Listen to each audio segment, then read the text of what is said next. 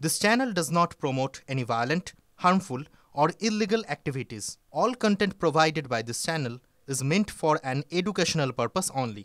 Cancer Healer Center, a new beginning. কিশোরী খুন ধর্ষণের পর প্রশ্নে স্মার্ট সিটি নিউটাউন এবং সল্টলেকে সুরক্ষা।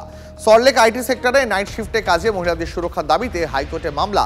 টিম গঠন করে সুরক্ষা ব্যবস্থার উন্নতিতে পর্যালোচনা করে দেখবে স্বরাষ্ট্র দপ্তর, নির্দেশ কলকাতা হাইকোর্টের প্রধান বিচারপতি।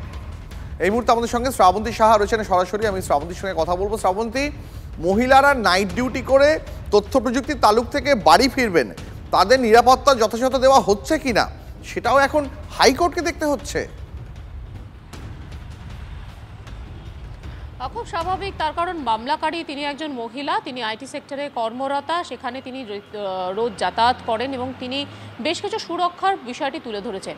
এই মামলা চলাকালীন আইনজীবী যেটা বলেন যে পাশের রাজ্যগুলোতে যদি আমরা দেখি, বিশেষত সাউথের দিকে তেলেঙ্গানার মতো জায়গায়, সেখানে যাতে মহিলারা রাতে কর্মরত বেশি করে আসতে পারেন, রাতে বেশি বেরোতে পারেন, তার জন্য রাজ্য সরকারের পক্ষ থেকে সেখানে বাস বা অন্যান্য যানবাহনের ব্যবস্থা করা হয়েছে।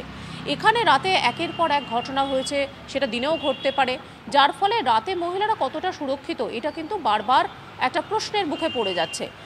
এই যে টিম গঠনের কথা বলা হয়েছে, প্রধান বিচারপতি সহমত প্রকাশ করেছেন এবং একটা ড্রাফট বা খসড়ার কথা বলেছেন সেটা তৈরি করতে, যেটা প্রত্যেকটি জেলায় যাবে এবং সেই অনুযায়ী কার্যকরী হবে।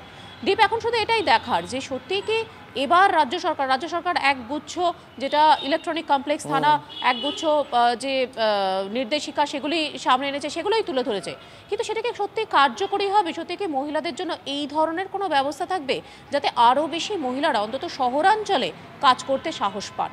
এখন শ্রাবন্তী, অনেক ধন্যবাদ। এই সমস্ত নির্দেশিকা, এই সমস্ত উদ্যোগ, সেগুলো শুধুমাত্র খাতায় কলমে থাকবে নাকি সেগুলো বাস্তবে রূপায়িত হবে সেটাই দেখার। তবে নাবালিকার নৃশংস পরিণতির পর কিন্তু টনক ফিরেছে পুলিশের। নিউটাউন থানা এলাকায় বসানো হচ্ছে সিসিটিভি ক্যামেরা।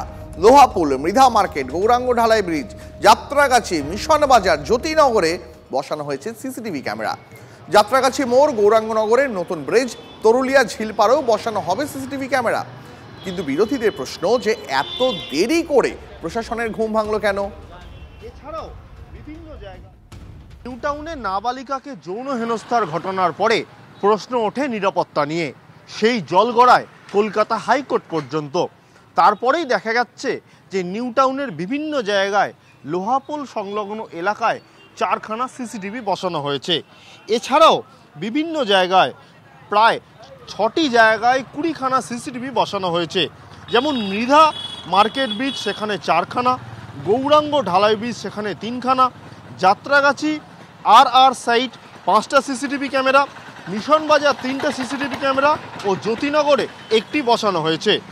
আগামী দিনে পরিকল্পনা রয়েছে যাত্রাগাছি মোড়, গৌরাঙ্গনগর নতুন ব্রিজ ও তরুলিয়া ঝিলপাড়, সেখানেও সিসি ক্যামেরা বসানো হবে।